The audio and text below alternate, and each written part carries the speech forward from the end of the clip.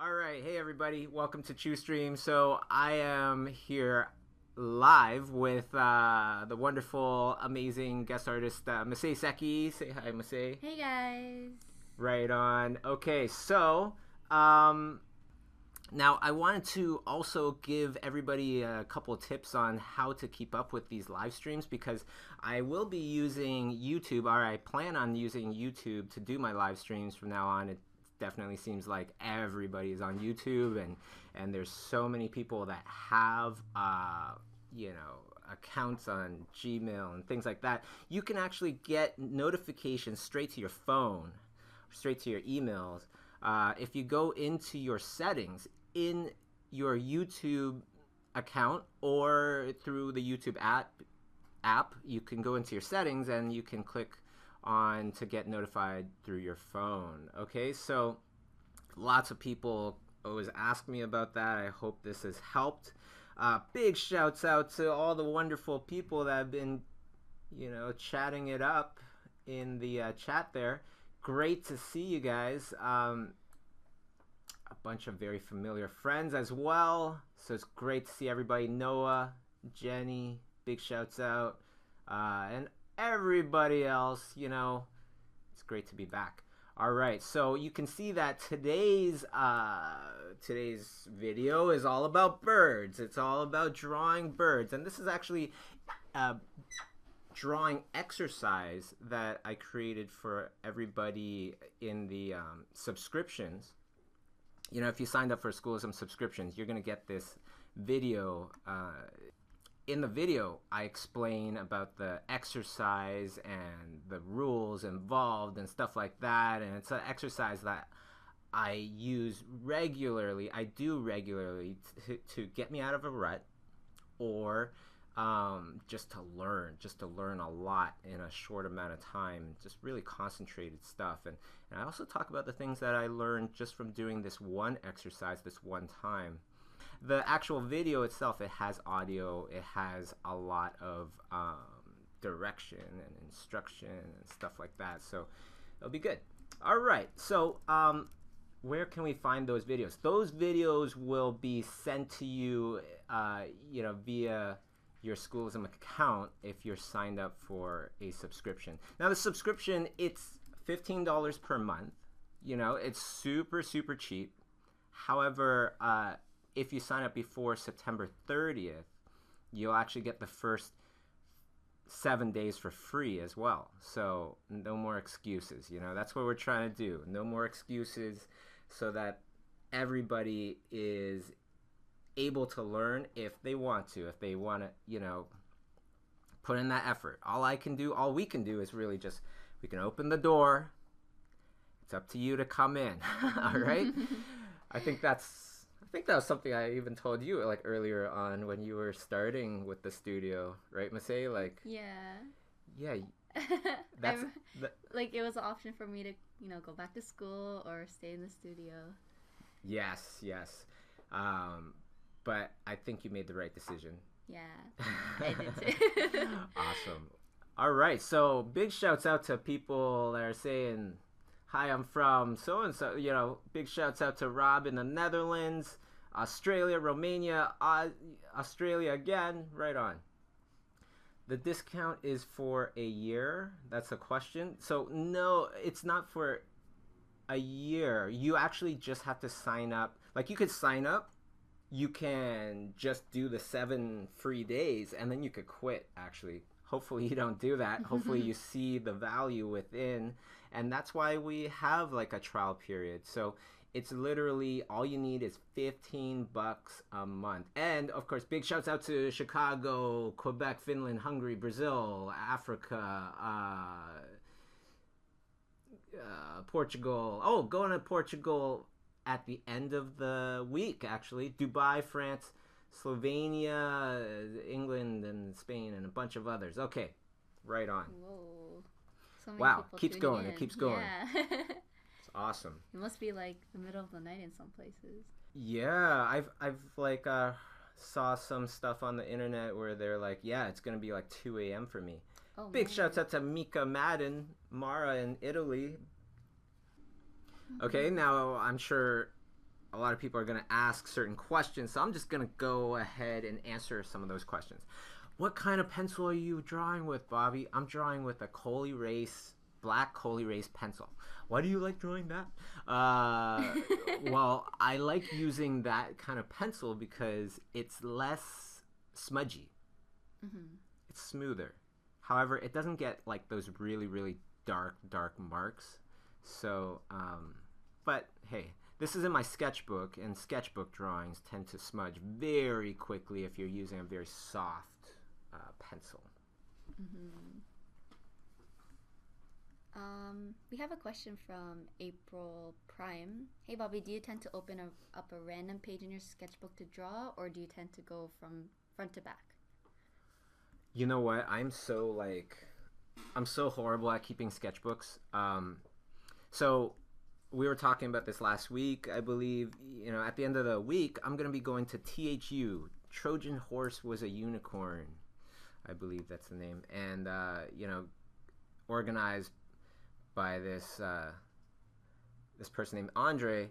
Anyways, it's this huge, you know, art gathering workshop kind of thing, and one of the things that they have asked me to do besides give a talk is to do this show my sketchbook session with my wonderful buddy Carla Ortiz.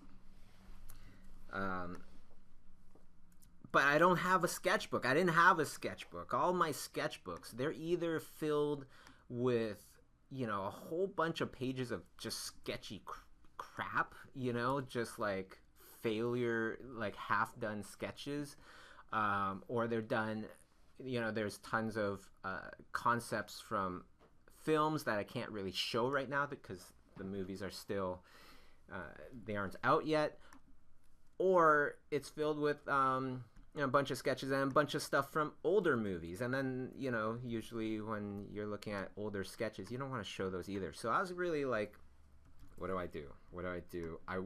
You know, I don't want to say no. I want to be able to participate in the sketchbook thing. So I just said to myself, okay, I'm going to give myself a week to just sketch the heck out of a sketchbook. And this is one of those pages where I'm just like going nuts on just one page. So you can find me in THU, I believe, and perhaps see the rest of the sketchbook. And this sketchbook, I really like this sketchbook because I put in, you know, all these little studies and such, but the sketchbook is mostly about ideas. And ideas, that's the thing that I love kind of thinking about and designing and doing the most. It's the most valuable thing in art, you know, is ideas. Yeah, and it looks really great so far, your sketchbook. You know what the key is, Masae? Mm-hmm. You just fill it up. You know, Mm-hmm. and then the bad drawings, they go away. Like, people don't really see them as much. And it keeps, like, the creative, you know, juices pumping. Totally. And it just forces yourself, like, I just need to get this on paper. Totally. And you've been, like, pumping them out, like, every single day, which is, it's amazing. Oh, thanks. You know, my arm was, like, hurting pretty bad after last weekend, but, or last weekend, but it's worth it. Just looking at these drawings and just going, yeah, I did all those, you know, I got all that stuff done. Yeah. It's a nice feeling. Yeah. Okay, awesome. So let's go to the next question by Katie Jackson. What do you do when you cannot think of anything to draw? I'm having a block, so switch to observational for a while. Definitely. You know, big shouts out to Katie. Katie's always been there from, like, the beginning. So, you know, big shouts out to Katie for all of her support of everything that I do and everything. But, so Katie, like, yeah, you know, I was just talking about a mental block or an artistic block that I've been having for the last while. I was saying that in a video that I posted yesterday, or we posted yesterday. How I get out of it is you go back to the stuff that's familiar, the stuff that's like easier for you. So if you're really good at drawing, you know, girls, then just start drawing a bunch of girls, and you get into the rhythm of things, and then you'll start to diversify, and you'll start to get away from it, and when you are really warmed up, then you can start drawing all sorts of stuff. Or you can do totally like what you're saying, observational sketches, because even though you might not be super familiar with whatever it is that you're drawing, the procedure could be very familiar. You know, the procedure of doing observational drawings. So that counts as well.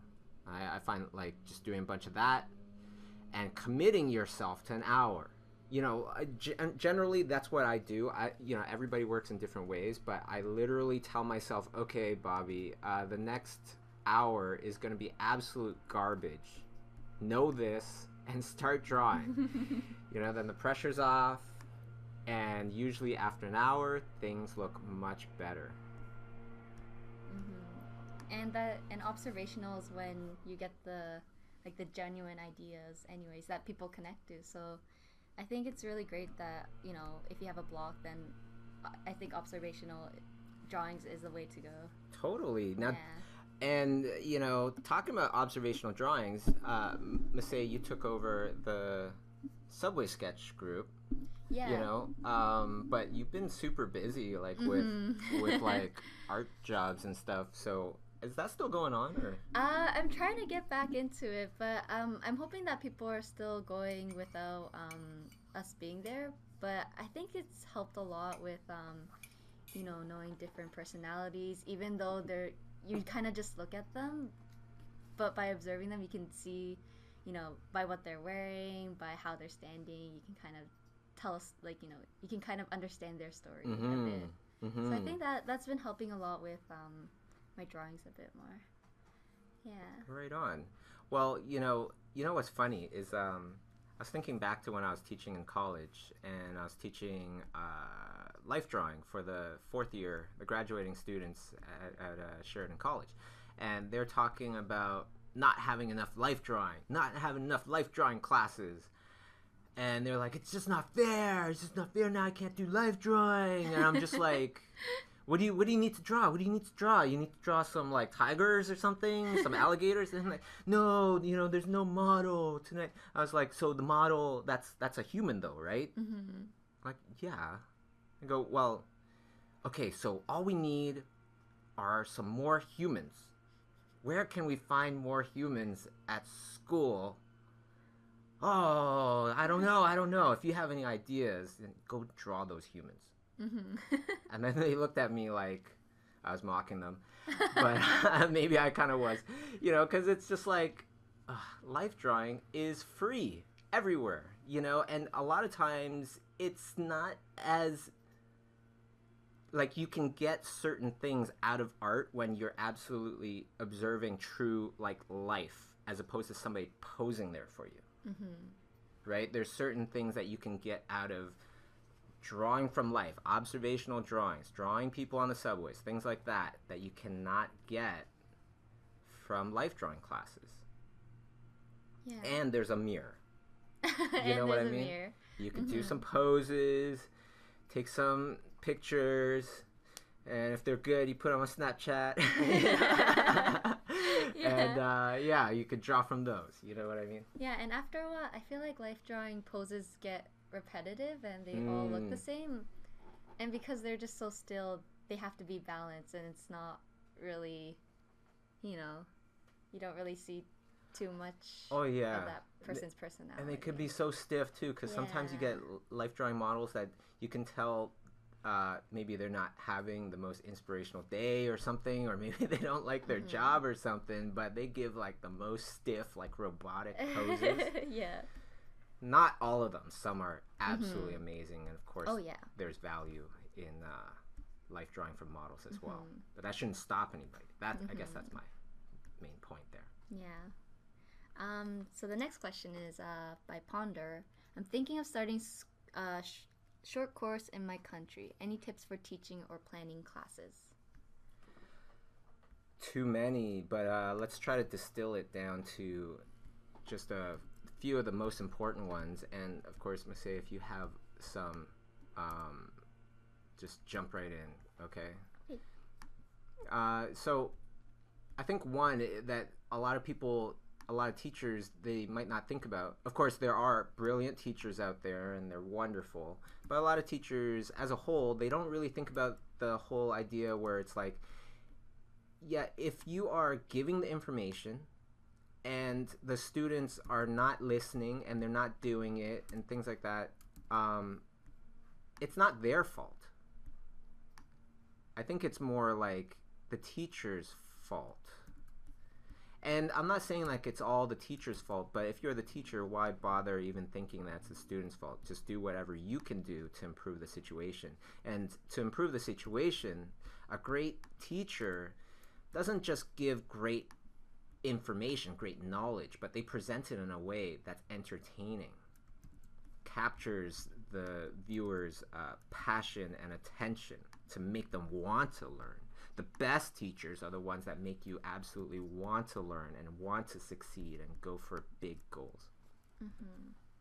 And it's also, I think, like older teachers, they might want to teach in the old ways, which is good because that's where it all started and that's where it came from. But I think they just need to change it up to, you know, adjust the way they teach so that the younger generation can, you know, yeah, totally, keep up totally. with, you know, especially because like everything is so let's like grid in your this face. out. And Yeah, let's get the peg bar. This is called a peg bar, and we're gonna put it on this Oxberry machine, and we're gonna do a pan that's gonna take us like 2 days, as opposed to going to After Effects and creating whatever shot you want. Yeah. Well, you know what? I'm gonna probably date myself a bit with this, but when I was in school, I said this before to Masae, but 90 some odd students and 3 computers amongst all of us. And none of the teachers knew how to use the computers at the time. Now they do. Now they do. You know, this is in the transitional stage, so I don't really blame them totally, but you know, nobody knew how to digital paint. And I actually started, like, I'm pretty darn sure I started the very first digital painting course in all of Ontario and probably one of the first in my country, you know. Taught a bunch of the teachers actually how to digital paint. But at that time, it was like, and some of you might know this and might be going through this as well, there were a good amount of teachers that were against digital painting. Like, oh, it's not real art. Just push some buttons. You know, that's crazy. Those people should, you know, take some digital painting classes and see for themselves. Because truth is in information. If you don't have all the information, you can't, you don't know what the truth is. You know what I mean? You're just ignorant, thinking that you're right, and you think about this logic, but you don't have all the information. And that's for anybody. That's for me. That's for anybody. You know, if you want to know the truth and you want to have the absolute best kind of opinion on something, you got to get all the information. You know what's funny? When you mentioned how there was only 3 computers, now it's the tables have turned, and now there's only like a few turntable, like, you know, the light tables. Yeah, that's hilarious. Yeah, everybody had digital. light tables when I was there. There were no computers, you know, except for like these 3 that people didn't even know how to use. Okay, so the next question is by Fernanda. What do you do when you don't have any ideas for days? How can we get inspired to keep working? Well, you know, where's your goals? What are your goals? You know, one of the biggest questions I ask artists when I meet them or when they meet me is I ask them, what is your ultimate artistic goal? And you'd be surprised on how many people don't actually have a goal.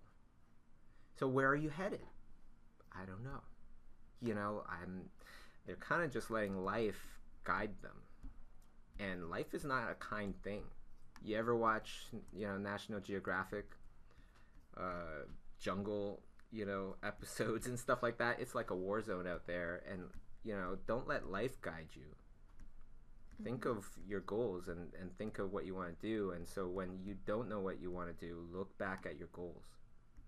and think about whatever steps you can take to take one step closer to your goals.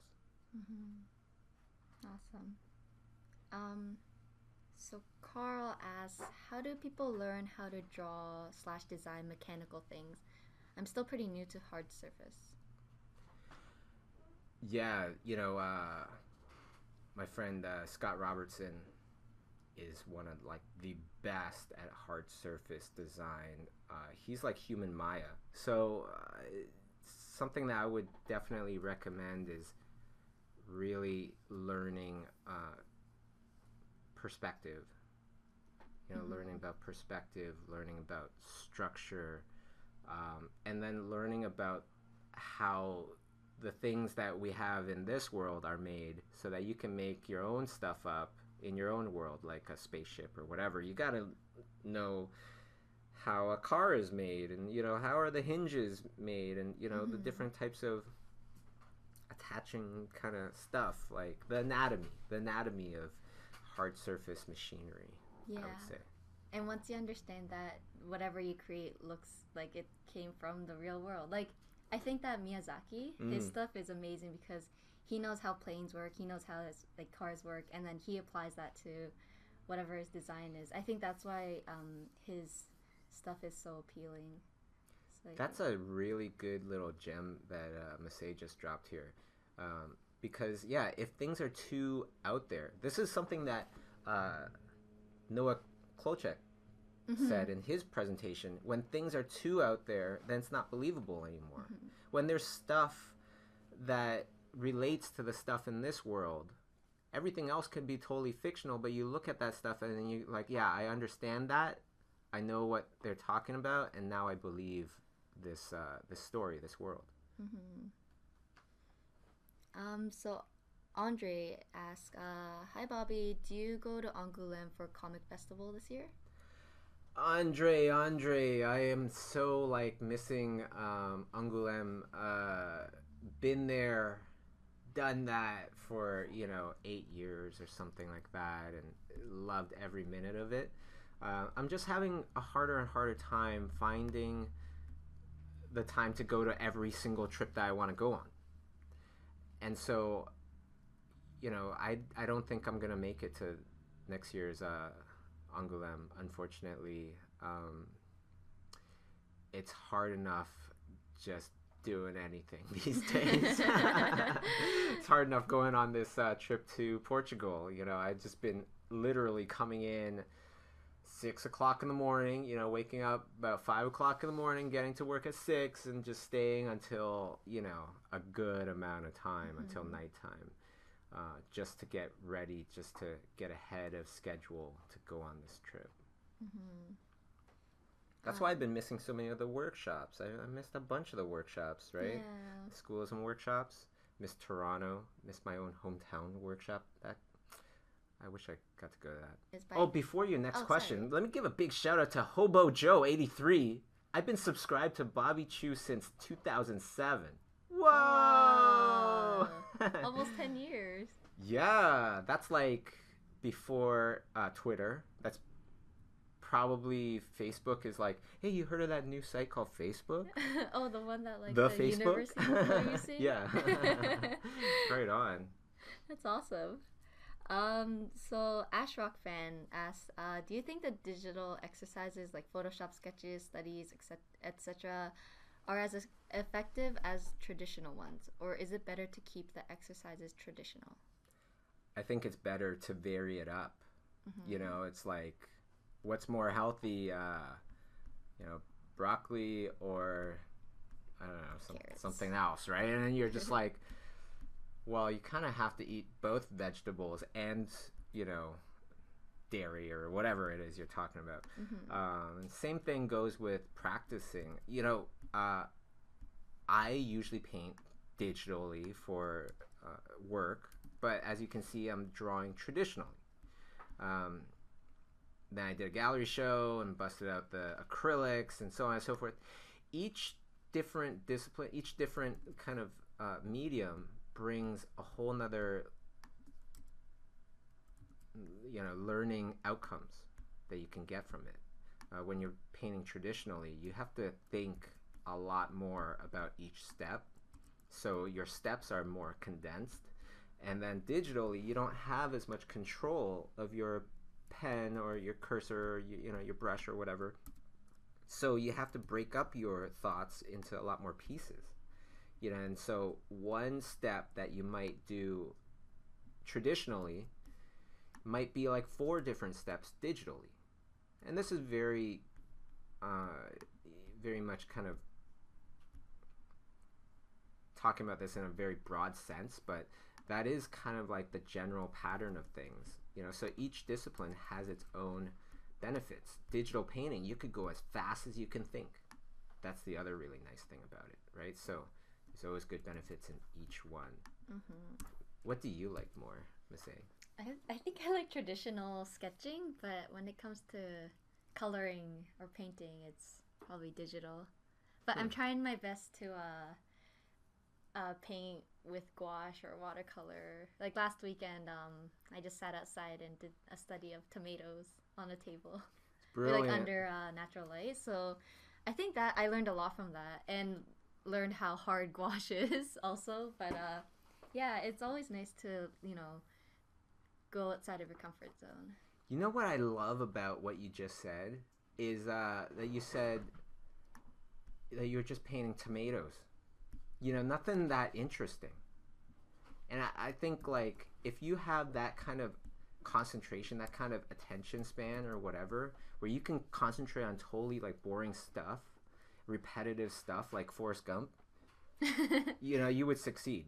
Mm-hmm. If Forrest Gump was given a brush and a pencil, not like your Forrest Gump, but, yeah, if he was given a brush and a pencil and, some instructions, that person would be a phenomenal artist. Mm-hmm. Yeah, so it was pretty awesome.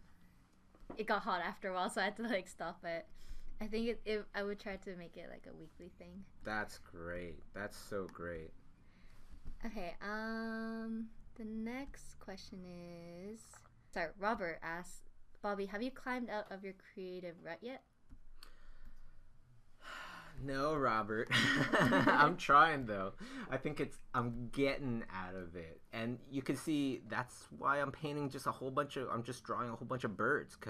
Why? Because I'm not totally out of my creative rut. But this sketchbook has definitely helped me a lot getting out of the creative rut. So I feel like there's progress happening. Okay, so the next question is by Prajakta. Sorry if I mispronounce your name. Any future plans on holding a workshop in India? India, dude, I would love to go to India. I'm telling you, we're gonna get there someday. No plans right now, but that's a place that's on my bucket list. So, eventually, I'm sure it would happen. India, South Africa, Australia. These are places that are totally on my bucket list. Russia, yeah, and many more. I'm sure I'm forgetting many more. Okay, so Ed E asks, did you find that you needed to create a themed sketchbook in order to keep up that energy to fill the sketchbook? Do you think it would have been harder just winging it? I think the hardest thing for me is just maintaining a nice looking sketchbook, because usually I don't really care about my sketchbook. I barely care if my paintings are good at the end. It's very much about the journey. It's very much about the practice of just drawing, the effort that I put in, and the paintings are just kind of like the byproduct of trying. So yeah, usually my sketchbooks, they're a mess. They're not that kind of impressive to look at because there's just so many other pages in there. Like if I have an idea, I write it down, and it's just like right across my drawing. I don't even care. Yeah, that's just how I am. So speaking of the sketchbook, Yvonne asks, are you doing these birds by heart? Right. So a lot of times, if you're having trouble Okay, if you could do it by heart, great. But as well, it's good to try different things. Just like we were talking about different mediums, it's good to try different things. So it's good to bring out some reference and then start drawing from the reference. And it's good to put away the reference and just start making it up on your own. And then it's good to bring out some reference to maybe just start you off. Like perhaps you get some reference of some soldiers and then you draw some bird soldiers. So it's like it's different. In the end, it's all about what you want to do with your career, with your art. That's going to determine how you're going to kind of use reference or just wing it, and try to make it out of your own head and that kind of thing. Like for me, a lot of my work is conceptual art, painting, drawing things that don't exist. So I can't look up an alien and then just draw that alien and hand it in. So for me, it is very important to practice being able to think imaginatively in a way where you're making stuff up. Awesome. So Fernanda asked, how to keep a working routine without losing the inspiration or losing yourself into madness of day by day. Keep real organized. Stress goes away when you're organized. And it might take a couple hours. It might take a whole entire day to get your ass organized, but it's so worth it in the end. Trust me. I remember, and this was like years and years ago, but I remember there was the first time where we started to just get way too much work than we were ready for. I was stressed out. I had so much stress on me. And then I was like, okay, I can't deal with this. I got to do something. So I just looked up as many different organizational books as I could and just started going through them all, and taking what I liked, experimenting and stuff like that. And over the years, I found a really great system for me, but I also found that organizing, it can be very different for everybody. Some methods work for some and don't work for others. So it's always really good to experiment. I think the to-do list that we do, it's pretty effective because then you kind of set your priorities or like what you can set aside to do a big project and do it like little bites at a time. Well, totally. Nice. And I'm saying there's many different ways because I don't want to say like my way's the best. Right. That's but true. Deep down inside, I do feel like my way's the best. And I just don't want to push that kind of stuff on people. But yeah, it is like so effective. It is. Maybe one day I'll make a video about that. Yeah, that'd be awesome. Okay, so the next question is by Valentina. How do you manage to draw holding the pencil that way? I really can't draw unless I'm holding it as if I'm writing. That's because you just haven't practiced. If you really do want to draw this way, you just start drawing this way and you keep going. And every time you try something new, is it going to be as good as the stuff that you're very familiar with? No, it's going to be worse. So, expect that, deal with it, and keep going until it gets better. This is super important because as you go on through your career, you start off, you're learning all this stuff. You're totally open to learning all this stuff, and you're totally somewhat okay with drawing bad stuff, right? And then you get good at something. Then you become less okay with drawing bad stuff. Then you don't want to draw new stuff.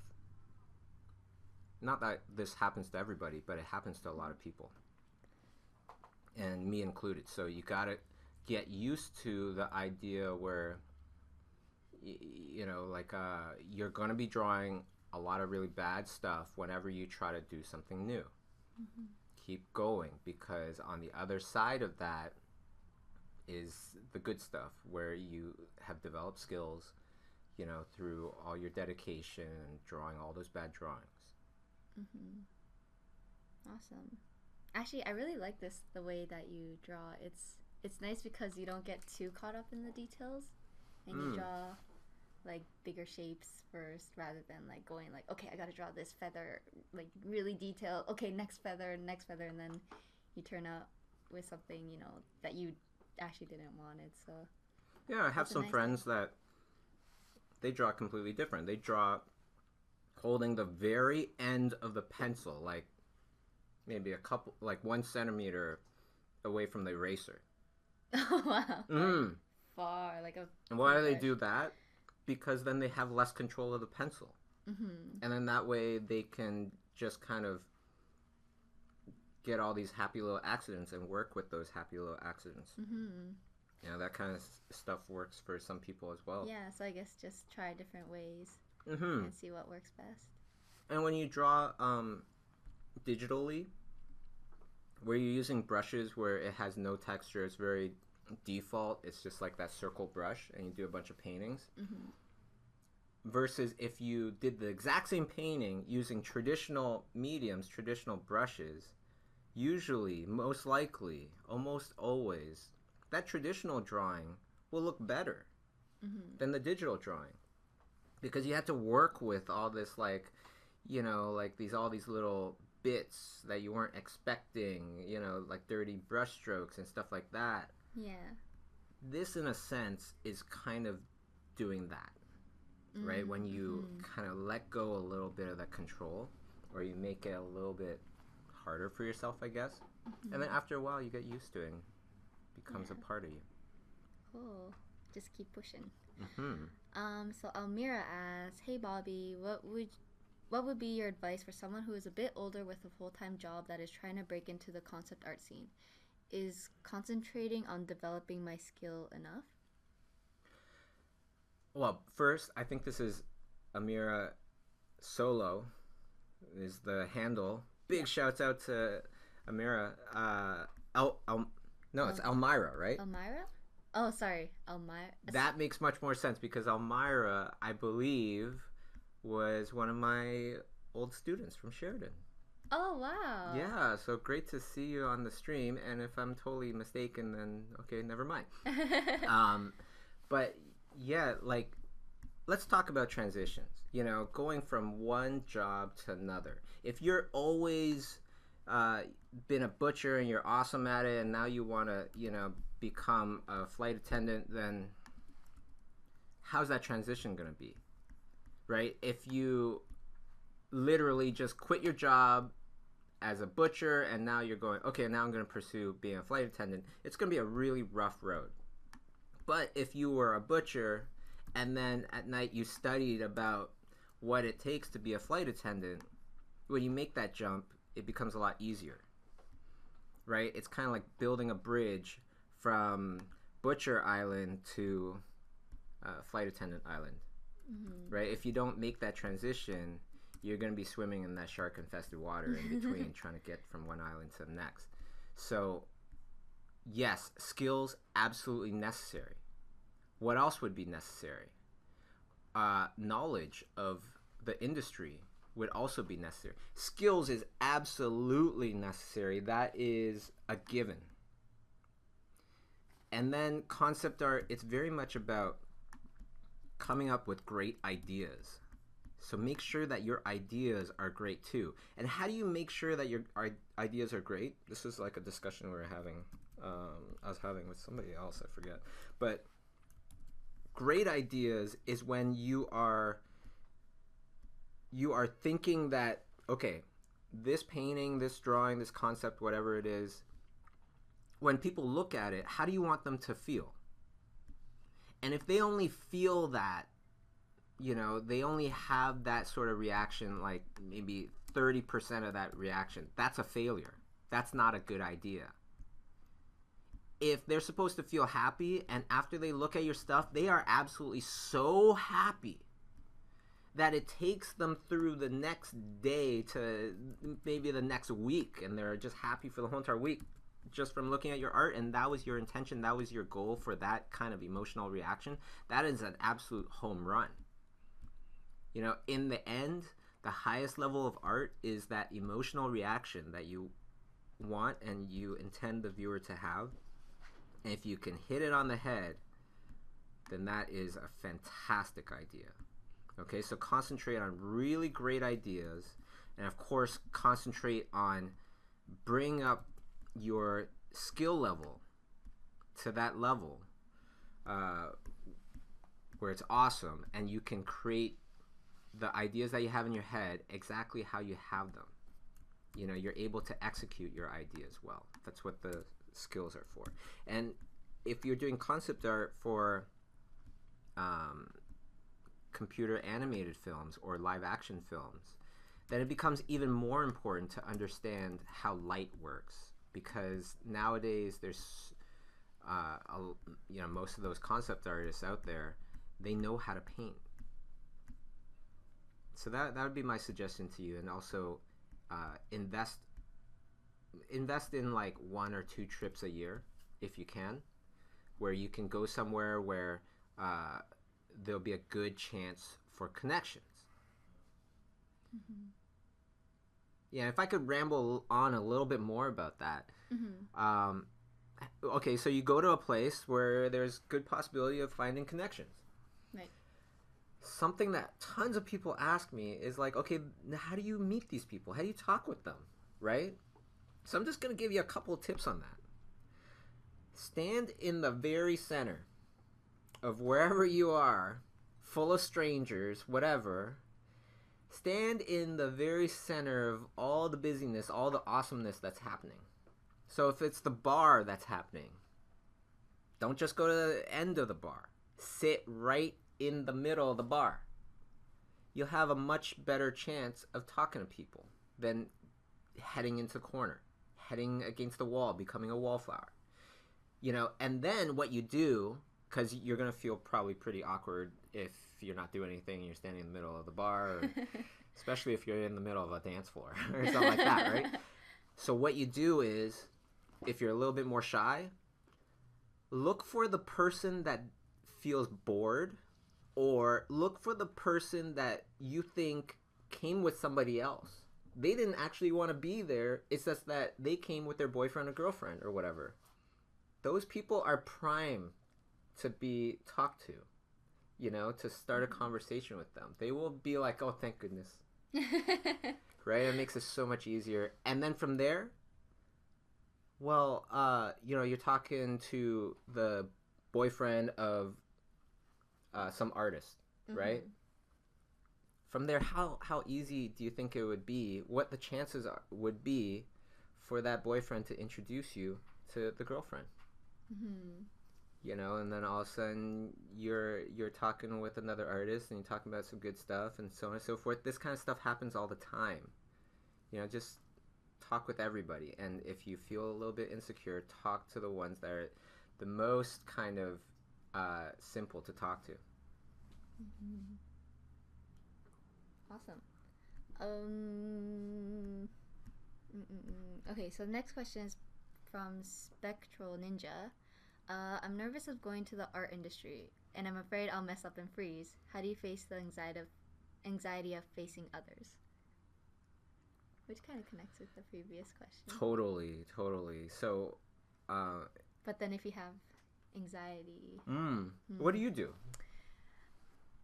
What do I do? I would say I'm more of like on the shy side. I try to go with a friend and, you know, try to tag along with someone who can help you bring your personality out, or like bring the best side of you out. So I think, you know, try to go to these kind of events with people who have the same interests. I still remember when I was really shy to go and talk with people. You know, I was really shy to talk with Steven Silver, who's one of my best buds now. And I remember telling myself, you need to do this, buddy. You need to do this. So I know you're scared. I know you're nervous, but we are going to walk up to him, and you are either going to say something or you're going to stare at him. Let's do this, feet. And then my feet start moving, and then my brain's going, oh shit. And then, you know, I get up in front of him, and then, you know, you say something. And if you didn't say something then that's okay, because they won't remember you. That's usually in the beginning of your career, right? And start off with the less popular people. Maybe you're the artist that you're like, if I burn and crash with this guy, it's okay, because his art is all right. Before you go to your like ultimate idol, because that could traumatize you far greater.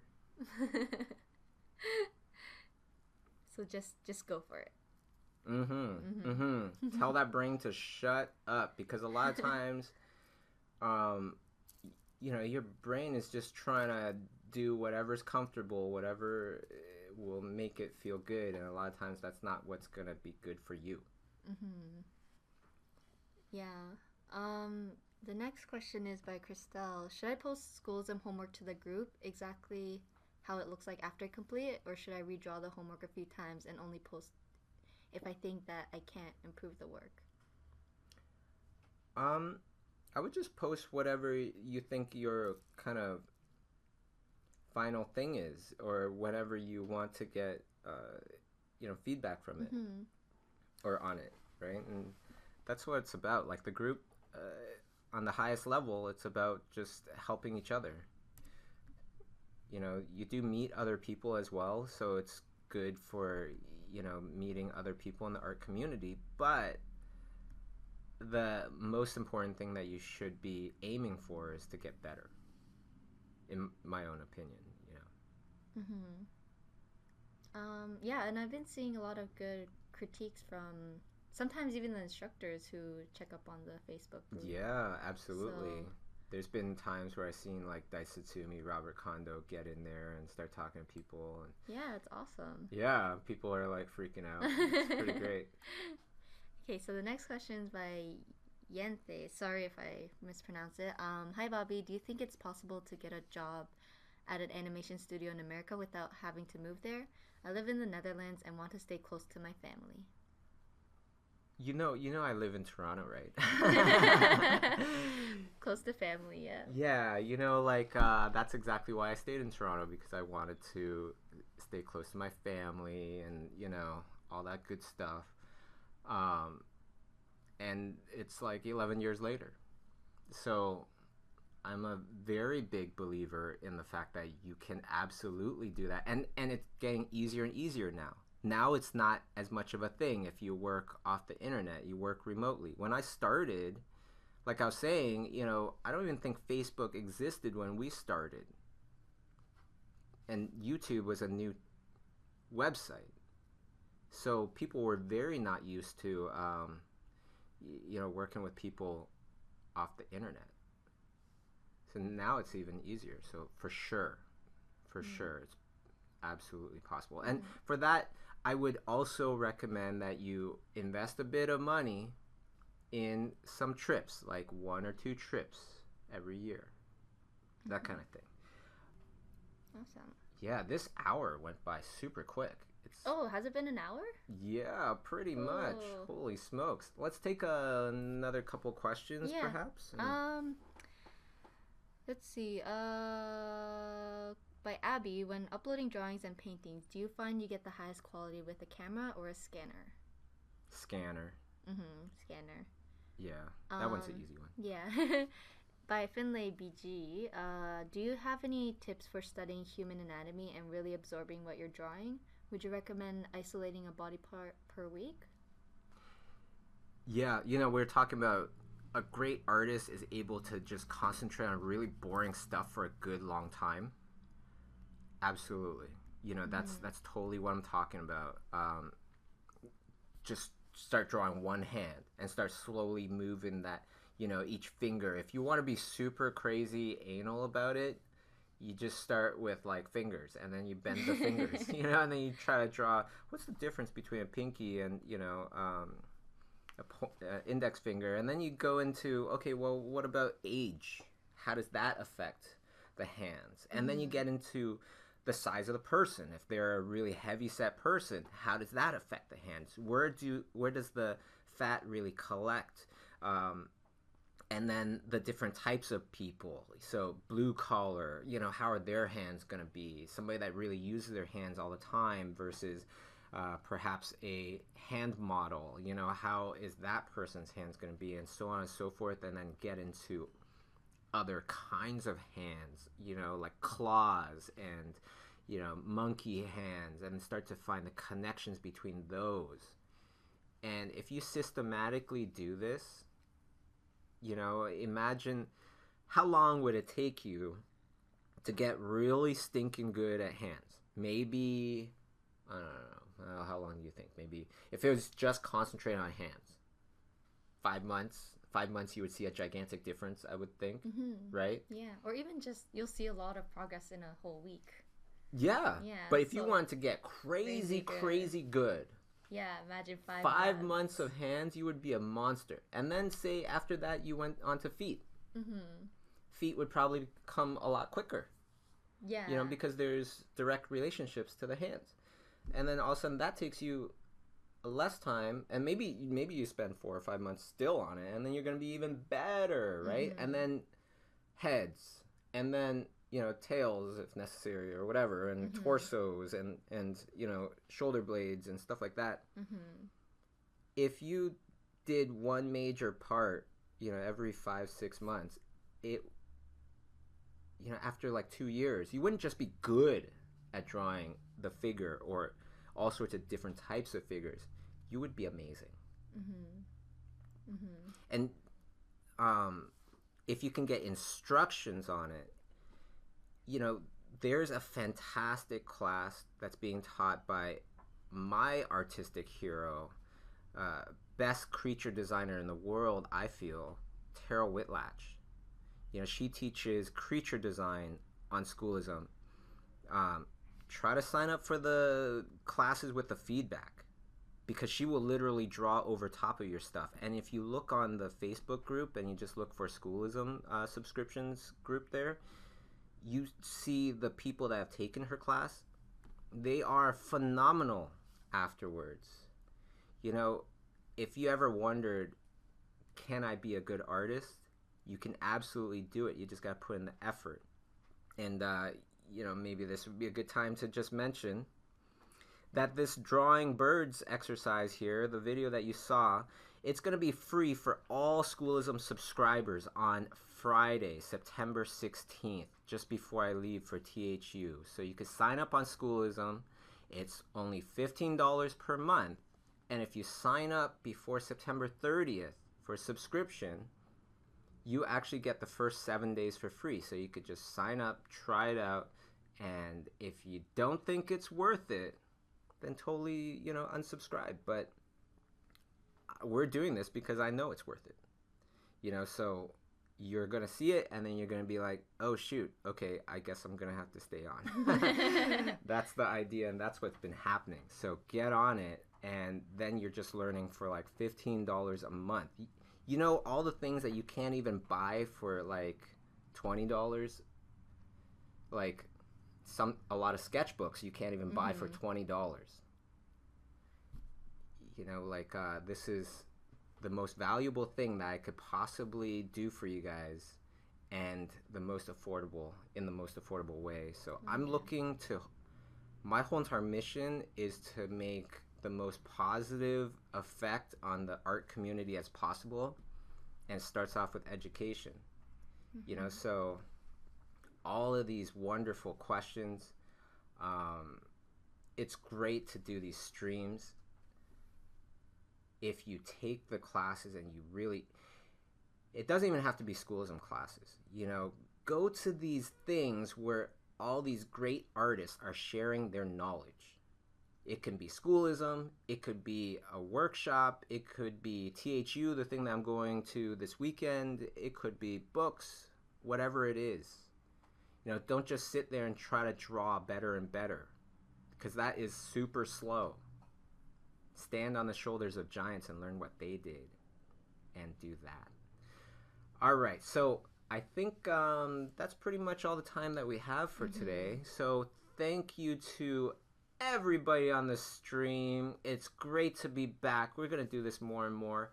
And thank you to my wonderful guest, Masae Seki, for hanging out. And so it's been awesome. Yeah. Thank you. It's always awesome. Right on. All right, everybody. So till next time, have a great Tuesday. And I also want to mention everybody in New York. Go to New York October 4th and 5th.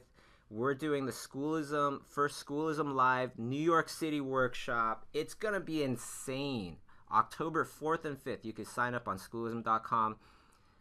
Sang-Jung Lee is an artist that's going to be presenting there. He has worked on Star Wars. He has worked for Blue Sky Studios. He's done live action and animated, and he's going to be teaching the different styles of character design, which is going to be mind-blowing. Michael Knapp, one of Blue Sky's big wigs, or like juggernauts, in Blue Sky, as well as another crazy juggernaut, Peter DeSev. Oh my gosh. Totally. If I was to choose who are like the top 2 character designers in the world, Peter DeSev would for sure be there.